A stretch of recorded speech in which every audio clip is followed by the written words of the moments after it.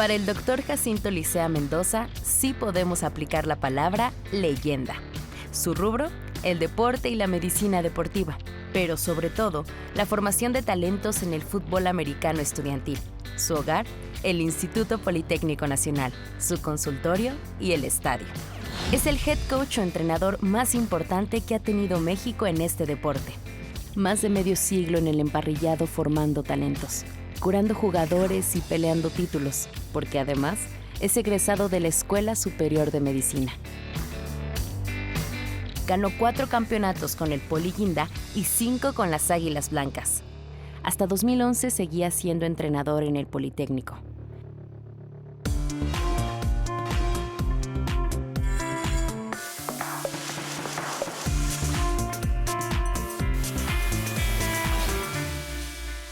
Podríamos empezar con mi pueblo del norte de Michoacán, que en Tarasco se llama Chinicuila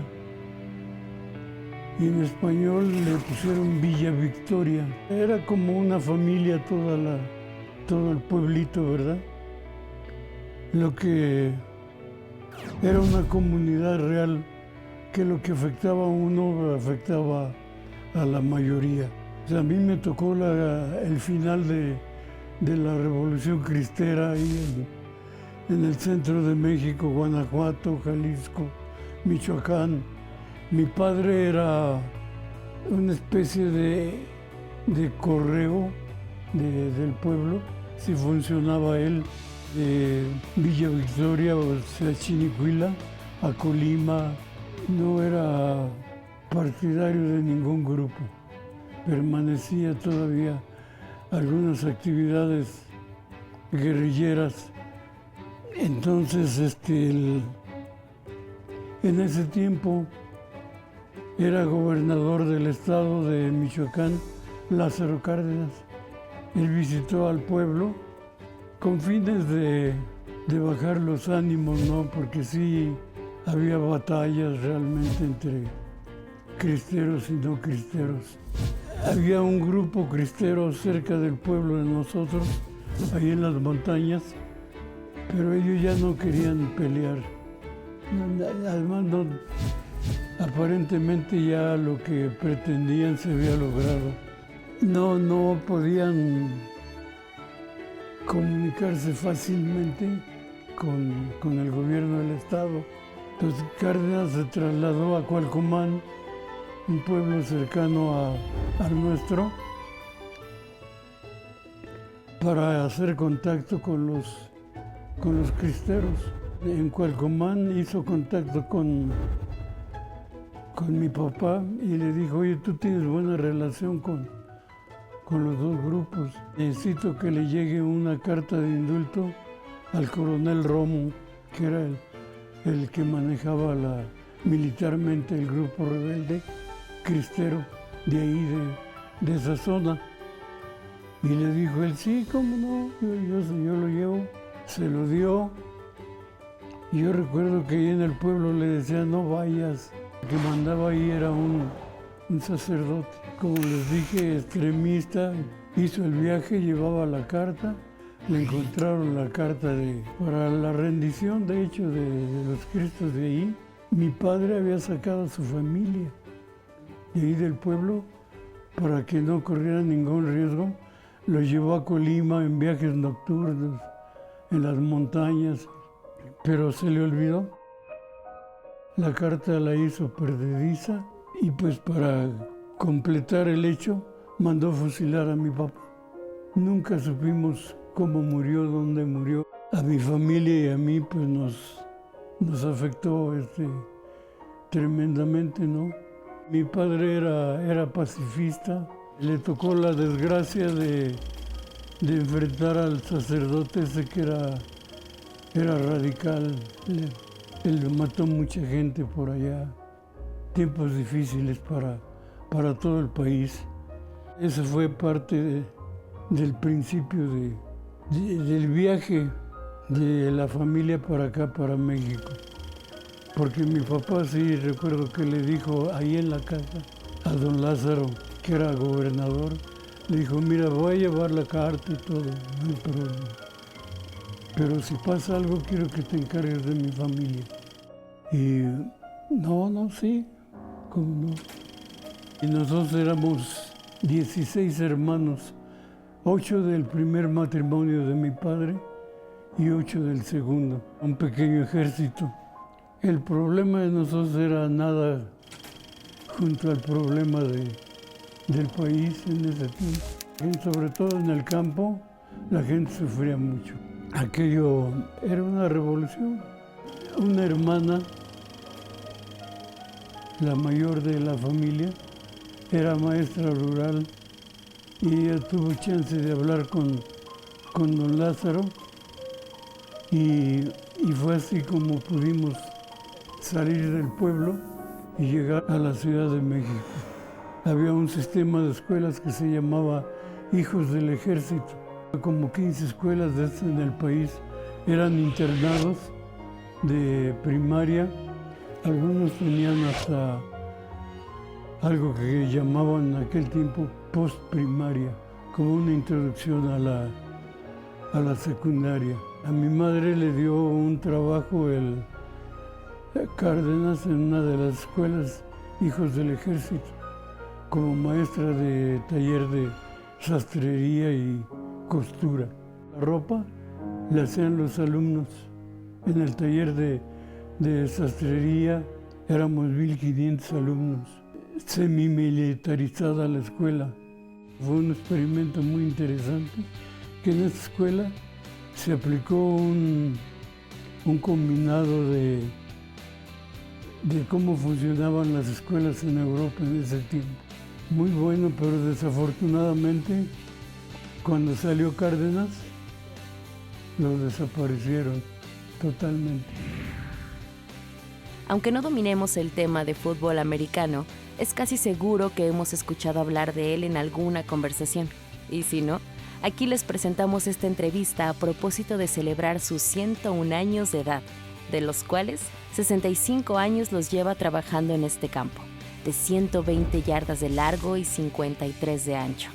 Ahí, donde una vida cabe, donde la vida misma es un partido, donde la estrategia y el coraje deciden el marcador, y a veces, también a la vida y al marcador, los define la suerte. Como en su caso, que durante la Guerra Cristera, una tragedia ocurrió en su familia, cambiándole el destino. Salió del campo michoacano y quién diría que años después sería seleccionado por su querido Poli. Yo llegué al Politécnico, yo jugaba tochito, y igual que cientos de chavos de ahí del Poli, en los recreos nos íbamos a los patios a jugar tocho y eso. Y un día, después de jugar tocho, platicamos un rato. ¿Y por qué no hacemos un equipo de fútbol? Pero utilería y todo eso. Pues vemos si lo podemos conseguir. Entonces, bueno, tú te encargas de hablar con el secretario general del Poli, López Antúnez, a ver si él da el aval, ya. Y sí, efectivamente le gustó la idea. Y me dijo, pero el equipo se va a llamar Biología, porque él era secretario general del Poli, pero era director en funciones de la Escuela de Ciencias Biológicas. Y Biología no tenía deporte casi nada. Y de ahí se hizo de nombre Biología, además, por el fútbol americano. Todo el tiempo que jugué en intermedia fui capitán por trabajo físico, porque yo no me puedo comparar a jugadores de mi tiempo que jugaban mi posición, no, tenían más facultades, peso, estatura, hasta alimentación. Yo no quería jugar en Liga Mayor por mi peso y estatura, ¿no? Cuando terminó mi última intermedia, me encontré al Chapo Mendiola, que era el entrenador de Liga Mayor.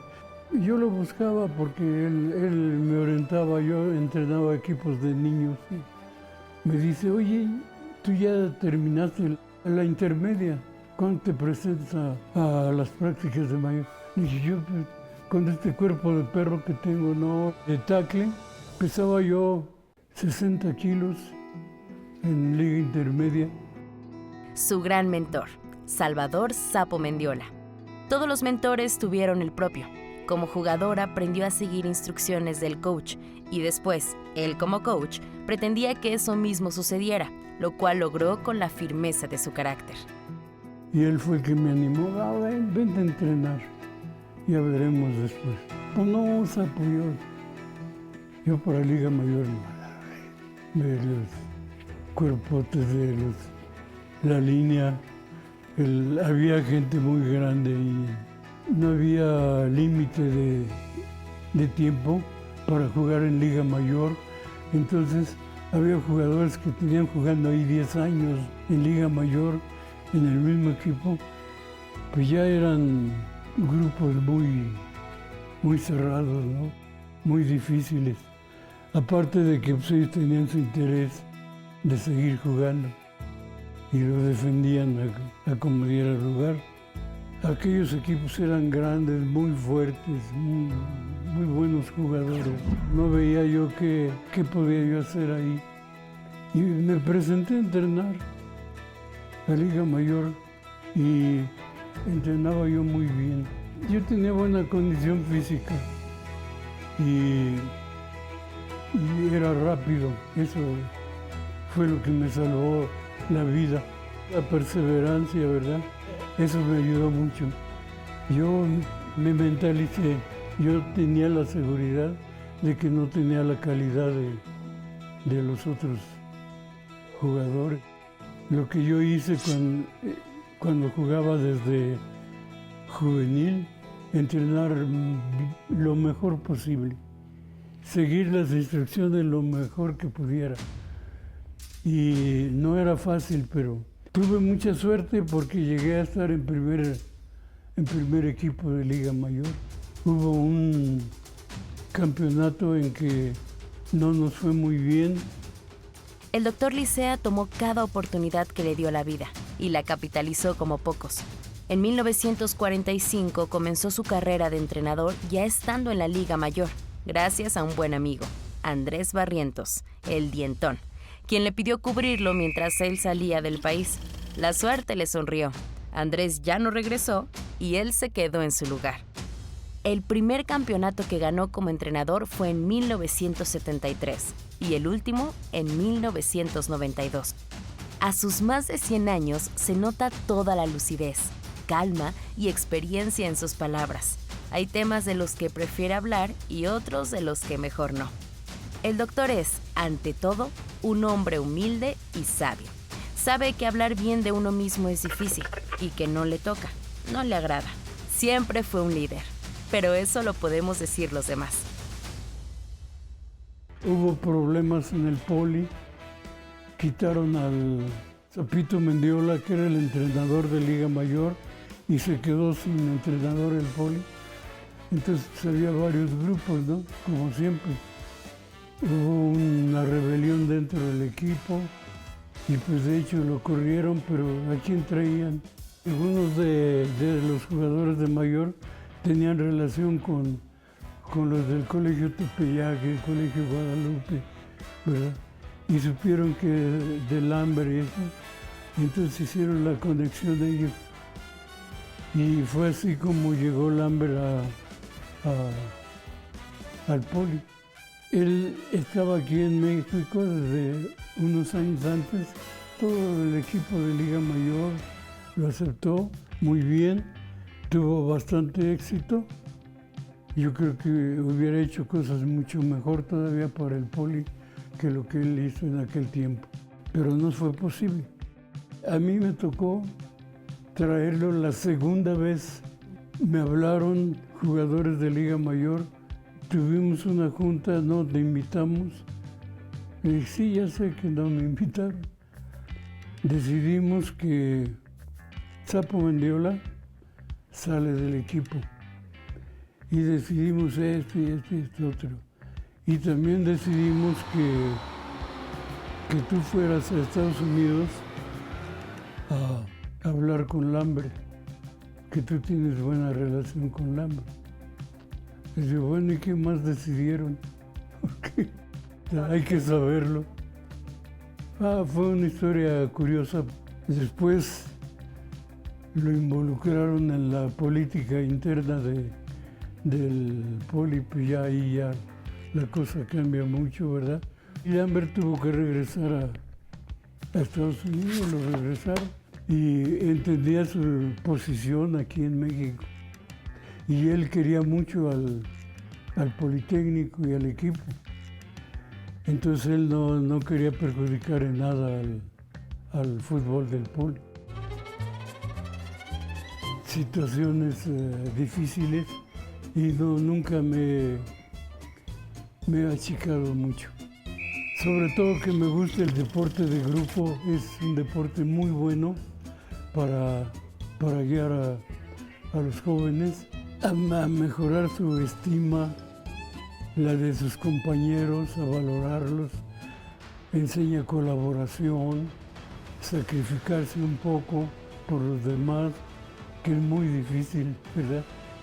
Y en la integración hay que considerar, pues, en primer lugar, tratar de mejorar tú. En segundo lugar, pues, colaborar con tus compañeros. Ya cuando te preocupas por tus compañeros, ya el grupo está funcionando como grupo.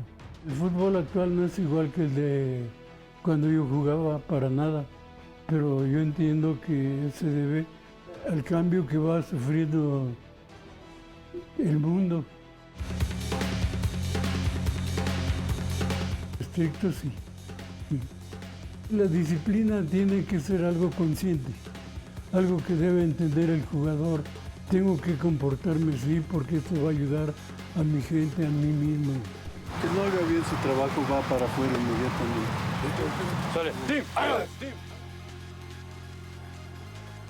Cuando le preguntas por los jugadores que curó, habla poco. Su sobrina nos cuenta, fuera de cámara, que atendió a atletas y bailarines importantes y que como médico trataba de ayudar a quien lo necesitaba cobrando a un precio simbólico las consultas. La ilusión de él era reintegrarlos al deporte. El médico debería de tener una asignación de sueldo y dar consulta, y no es comunismo ni socialismo, es realidad. ¿Cuántas gentes pierden su trabajo, pierden su vida por enfermedades que podrían haberse evitado, no curado? Sí, a mí el Sapo Mendiola me decía hierbero. Pues siempre me consideré con la obligación de aprender más para poder ayudar más.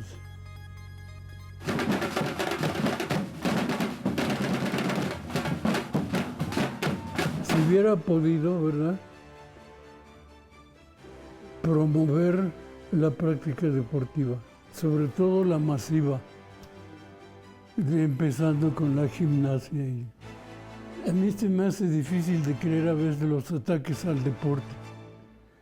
¿Que hay fallas en el deporte? Bueno, pues hay fallas en la iglesia. Yo recuerdo las películas de los noticieros de los torneos de Rusia y de los países de atrás de la cortina.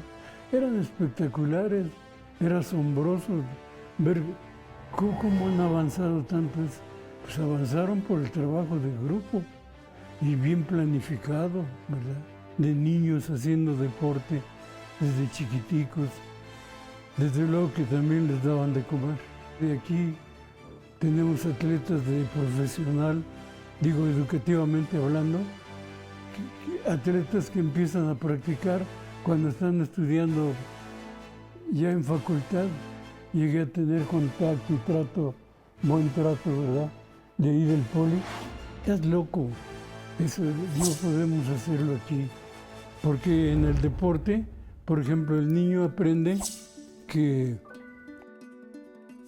tiene que llegar a tiempo para la práctica, tiene que poner atención, tiene que obedecer las órdenes, tiene que colaborar con su compañero del lado derecho, con el del lado izquierdo, con el de allá, con el de acá. Si Juan y Luis trabajan bien, yo voy a trabajar mejor.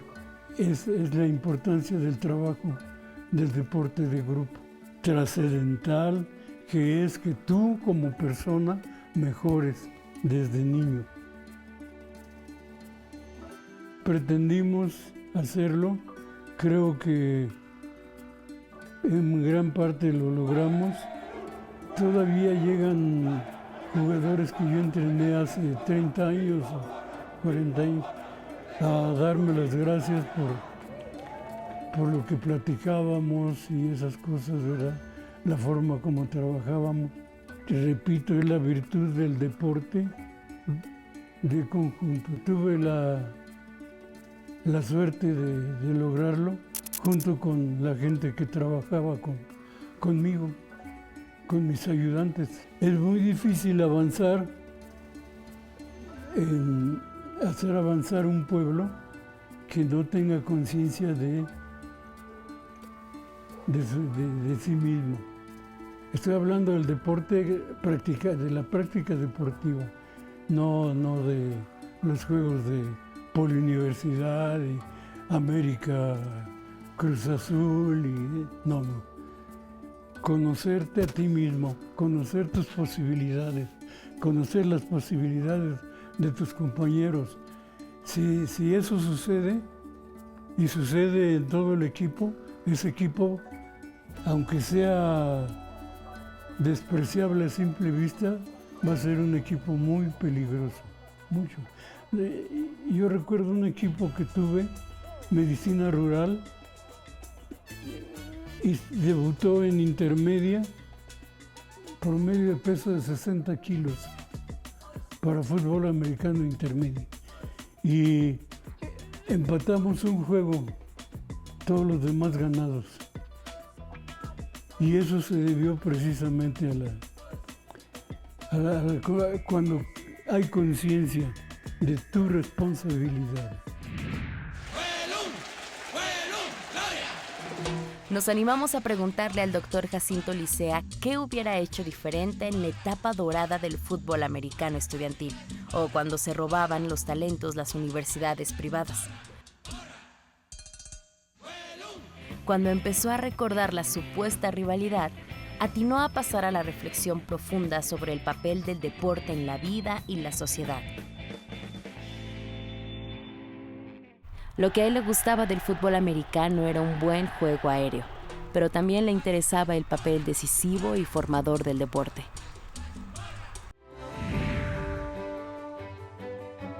¿Qué sería el Poli sin la universidad? La mitad.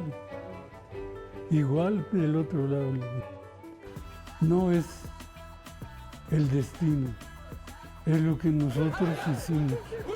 Lo que nuestra familia, nuestro papá, nuestra mamá, mi hermano, mi hermana o mis amigos logramos para mejorar amistad, relaciones y la situación general. Cada quien quiere mejorar su familia, pero la gran familia es México. Hay momentos en el desarrollo, ¿verdad?, en la evolución de cada uno de nosotros, de que tú dependes de los demás más de lo que crees. Creo que es un momento muy bueno para entender las fallas, las derrotas y los triunfos en el deporte y en la vida. Porque las derrotas nos abren los ojos. A veces estamos en las nubes y al día siguiente, abajo, ¿qué pasó? Pues no consideramos esto, no le dimos el valor real al equipo contrario igual que en los exámenes de la escuela, ¿verdad? No, esto es fácil, esto es muerte, y pum, llegas y órale, a repetir. La vida es una combinación de todo, lo bueno, lo regular y lo malo.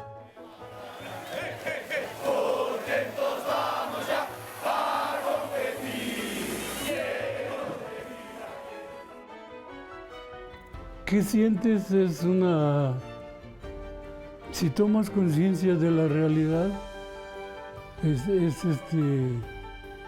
serio, porque estás respondiendo por ti, después por tus hermanos, tus hermanas, tus papás, tus amigos, tus compañeros de grupo, tus compañeros de equipo, ¿verdad? Y cuando eso se hace realidad, hay situaciones como las que crearon por la universidad y todavía y van para adelante y espero que así sea.